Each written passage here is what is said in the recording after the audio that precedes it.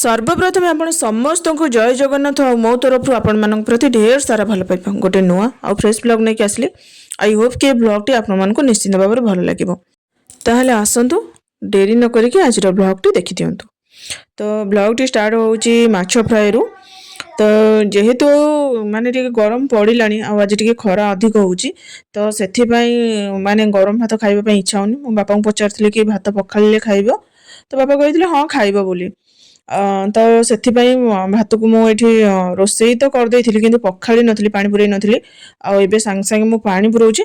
आ हमरो जेतेबेले भी आमे पखाल खाऊ एमिति ही पखाल खाऊ माने रातिर जो भातटा रखिकी जो पखाली खांदी सेमिति एठी खिया हुएनी।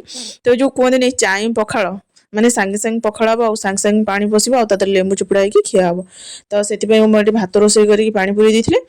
तो जेहेतु बापांकर आज हॉस्पिटल जिबार अछि सेथिपाई टिके रोसई बासटा शीघ्र सारी दउछि। तो एठी भात रोसई करी पानी पुरई देले आपण माने देखिलेन कि माछ फ्राई सेपटे बसिछि। तापर आज बेसी किछि रेसिपी हबार तो नाही भात चाई पखाल ता सहित माछ फ्राई आ ता सहित साग भजा सजना साग भजा बस सेतिकी आ किछि नाही। जेहेतु माने बेसी रोसईबास आज किसी नथिला तो भाविले कि यही जगह बहुत अपरिष्कार होइछि। ए जगह होछि जोठी मोर सब इंडोर प्लांट घर सामना रे रखा होइछि आपण माने भी देखिथिबे से जगह बहुत परिष्कार हैला हेई जाइछि। तो मु भाविले कि एको माने भलो से क्लीन करि देबे बोली। तो सेति पई गछ गुडा को एठी कड़ा कड़ी करि कि नै आउडे जगह रखुछि। तापरे ए जगह को भलो से परिष्कार करबी। ए जगह को भलो से परिष्कार कर साइला परे गछ गुडा को पुनी रीअरेंज करके रखि देबी।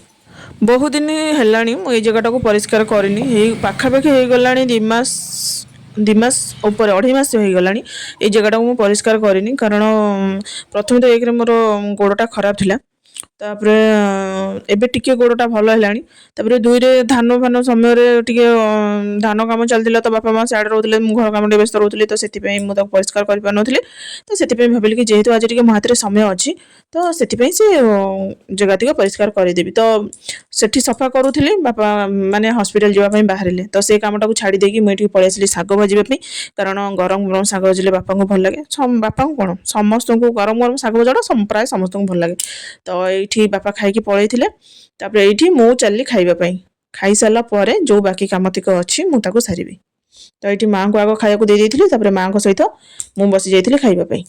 मां जी माछ फ्राई खाइलेनी कोन माने ताको देहटा एमती कोन एलर्जी टाइप होउची तो से मना कले नाइ मु माछ फ्राई खाइबिनी मु केवल साग भजा खाइबी। तो बापांगर मोर गुनुर केवल माछ फ्राई भात खाइथिलु तो मां केवल साग भजा भात खाइथिले।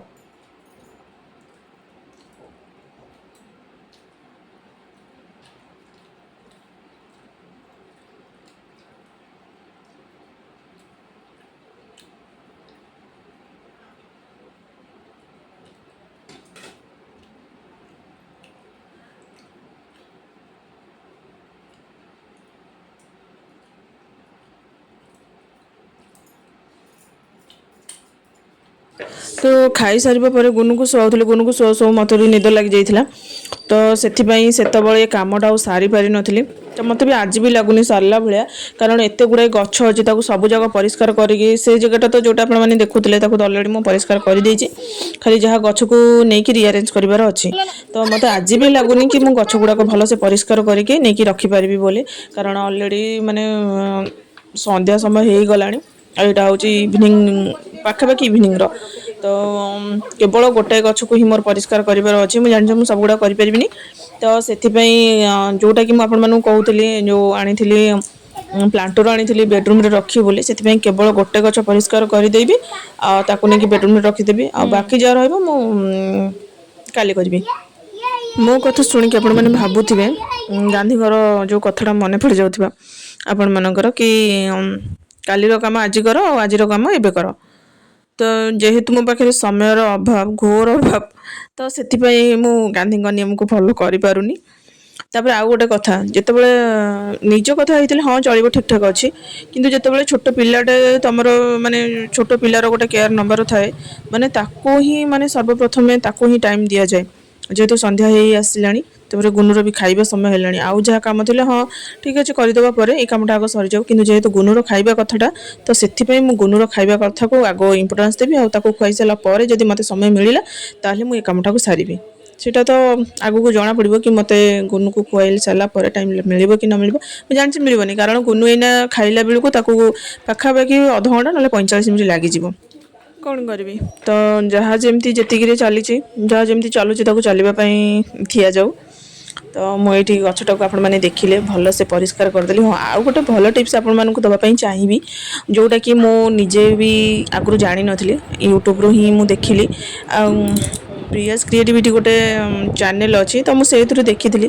ସେ ଗଛର ଯେଉଁ ପତ୍ର ଗୁଡ଼ାକ ମାନେ ସକ୍ସ ଦ୍ୱାରା ମାନେ ପରିଷ୍କାର କରୁଥିଲେ। ଆଉ ମୋତେ ବି ଦେଖିକି ଭାରି ଇଣ୍ଟରେଷ୍ଟିଂ ଲାଗିଲା, ଦେଖିବା କେମିତି ସଫା ହେଉଛି ନା ନାହିଁ, ପୁରା ଭଲସେ ପରିଷ୍କାର। ଏମିତି ହାତରେ ପରିଷ୍କାର କଲେ ପରିଷ୍କାର ହେଇପାରିବନି। ଆଉ ଗଛର ପତ୍ର ବି ଏତେ ଟାଣୁଆ ଜିନିଷ ନୁହେଁ କି ତାକୁ ଅଦର ମାନେ ଜିନିଷରେ ତାକୁ ସଫା କରିହେବ।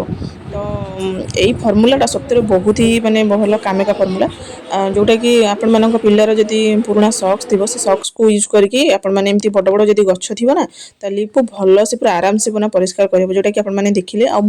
ଆଉ ଗଛକୁ ଥୋଇ ସାରିଲା ପରେ ବେଡ଼ରୁମ୍ର ଲୁକ୍ ପୁରା ଚେଞ୍ଜ ହେଇଗଲା। ମୋତେ ତ ବହୁତ ହି ପର୍ସନାଲି ବହୁତ ହି ବଢ଼ିଆ ଲାଗିଲା। ତ ଆପଣମାନଙ୍କୁ କେମିତି ଲାଗିଲା ସେଟା ନିଶ୍ଚିନ୍ତ କମେଣ୍ଟରେ ଜଣାଇବେ। ତ ଏଇଟା ହେଉଛି ଇଭିନିଂର এই ପାର୍ସଲଟା ଆସିଥିଲା, ଆକ୍ଚୁଆଲି 2 ଦିନ ପୂର୍ବରୁ ଆସିଥିଲା। ହଜବେଣ୍ଡଙ୍କର ଗୋଟେ ଫୋନ୍ ଅର୍ଡ଼ର କରିଥିଲେ, ଯେହେତୁ ସେ ନଥିଲେ ତ ସେଥିପାଇଁ ମୁଁ ଫୋନ୍ଟାକୁ ଅନବକ୍ସିଂ କରିନଥିଲି। ମୁଁ ଜାଣିଥିଲି ତା ଦେହରେ ଫୋନ୍ ଅଛି ବୋଲି, ଯେହେତୁ ତାଙ୍କ ଫୋନ୍ ତ ସେଥିପାଇଁ ମୁଁ ଅନବକ୍ସିଂ କରିନଥିଲି। ମାନେ ତାଙ୍କୁ ଟିକେ ଖୁସି ଲାଗିବ ତାଙ୍କ ଫୋନ୍ ଅନବକ୍ସିଂ କରିବା ପାଇଁ, ତ ସେଥିପାଇଁ ମୁଁ ଅନବକ୍ସ କରିନଥିଲି। ସେ ଆସିବା ପର୍ଯ୍ୟନ୍ତ ୱେଟ୍ କରିଥିଲି, ଯେହେତୁ ସେ ଆଜି ଆସିଛନ୍ତି। ଆଉ ଆସିଲା ମାତ୍ରକେ ଫୋନ୍ଟା ଖୋଜି ପକାଇଲେ, ମୋତେ ଫୋନ୍ଟା ଦିଅ, କେଉଁଠି ରଖିଛୁ ଫୋନ୍ଟା ଦେ। ତ ମୁଁ ତାଙ୍କୁ ଦେଇଥିଲି, ଆଉ ସେଇଠି ଅନବକ୍ସ କରୁଥିଲି, ଆଉ ମୁଁ ବସିକି ଭିଡ଼ିଓ କରୁଥିଲି। ସ୍ୱାମୀ ଯେତେବେଳେ ଫୋନ୍ଟାକୁ ଅନବକ୍ସ କରୁଥିଲେ ମୋର ବି ଟିକେ ଲୋଭ ହେଉଥିଲା, କାଳେ ଫୋନ୍ଟା ମୋତେ ଦେଇଦେବେ କି। ନା, ଆମ ସ୍ୱାମୀଙ୍କ ଜିନିଷରେ ଲୋଭ ପକାଇବା ବି ମହାପାପ। ଆପଣମାନେ ତ ଭିଡ଼ିଓର ଫାଷ୍ଟରୁ ଲାଷ୍ଟ ପର୍ଯ୍ୟନ୍ତ ଦେଖିଲେ। ହୋପଫୁଲି କି ଆପଣମାନଙ୍କୁ ନିଶ୍ଚିନ୍ତ ଭାବରେ ଭିଡ଼ିଓଟି ଭଲ ଲାଗିଥିବ। ଯଦି ଆପଣମାନଙ୍କୁ ଭଲ ଲାଗିଥିବ ତାହେଲେ ସବସ୍କ୍ରାଇବ୍ କରିବା ପାଇଁ ଭୁଲନ୍ତୁନି, ଲାଇକ୍ ସେୟାର କମେଣ୍ଟ କରିବା ପାଇଁ ତ ବିଲକୁଲ ଭୁଲନ୍ତୁନି। ଆଉ ଯେଉଁମାନେ ନୂଆ ଅଛନ୍ତି ସେମାନଙ୍କୁ କହିବି କି ଯଦି ମୋ ଭିଡ଼ିଓ ଆପଣମାନଙ୍କୁ ଭଲ ଲାଗୁଛି ତାହେଲେ ସବସ୍କ୍ରାଇବ୍ କରନ୍ତୁ। ସବସ୍କ୍ରାଇବ୍ କରିବା ପାଇଁ କିଛି ବି ପଇସା ଲାଗିବନି, ସେଇଟା ଫ୍ରି ଅଫ୍ କଷ୍ଟରେ। ତ କହିବି କି ପ୍ଲିଜ୍ ସପୋର୍ଟ କରନ୍ତୁ, ଚ୍ୟାନେଲକୁ ସବସ୍କ୍ରାଇବ୍ କରିଦିଅନ୍ତୁ, ଆଉ ଭିଡ଼ିଓକୁ ଲାଷ୍ଟ ପର୍ଯ୍ୟନ୍ତ ଦେଖନ୍ତୁ। ତାହେଲେ ରହୁଛି, ଦେଖା ହେବ ନେକ୍ସଟ ଆଉ ଫ୍ରେଶ୍ ବ୍ଲଗ୍ରେ। ଜୟ ଜଗନ୍ନାଥ। ମୋର ସାଇଡ଼ରେ ଥିଲା, ଦେଖୁନ।